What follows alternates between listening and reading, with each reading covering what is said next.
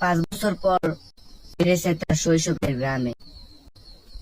চারপাশটা ঘুটঘুটে অন্ধকার ছিল, কোথাও কোনো আলো নেই। বের করে দেখে তার ফোনেও চার্জ শেষ। সে চিনতে পারতেছে না একটাও রাস্তা। 5 বছরে যেন সবকিছু বদলে গেছে। পরিচিত কিছুই আর চোখে পড়ছে না। রাস্তায় হাঁটতে থাকে,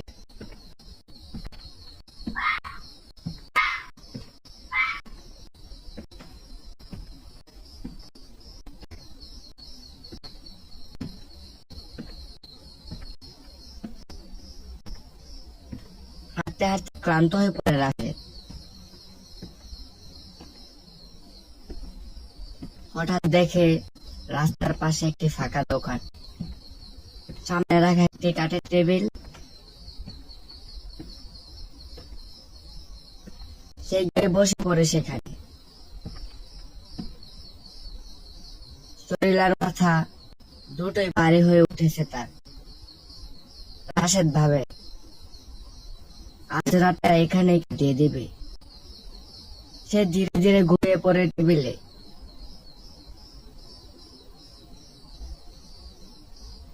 কিছুক্ষণ পর অন্ধকারে ভেসে এলো এক কণ্ঠ। কেউ একজন ডাকছে, হ্যাঁ ভাই। রাশেদের ঘুম ভাঙে। সামনে দেখতে পায় একজন মধ্যবয়স্ক লোক। মুখটা অন্ধকারে স্পষ্ট দেখা যাচ্ছে না। লোকটি বলে, এখানে থাকা ঠিক না। বেশ কিছু বছর আগে এখানে এক অ্যাক্সিডেন্টে মারা গিয়েছিল একজন লোক। তারপর থেকে তার আত্মা এখানে ঘোরাফেরা করে।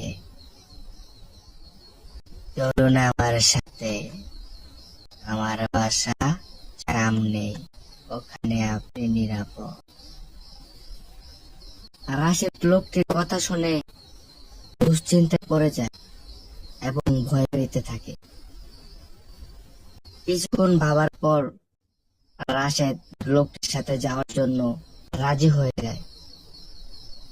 সে উঠে দাঁড়ায় এবং লোকটির পেছন পেছন হাঁটতে শুরু করে।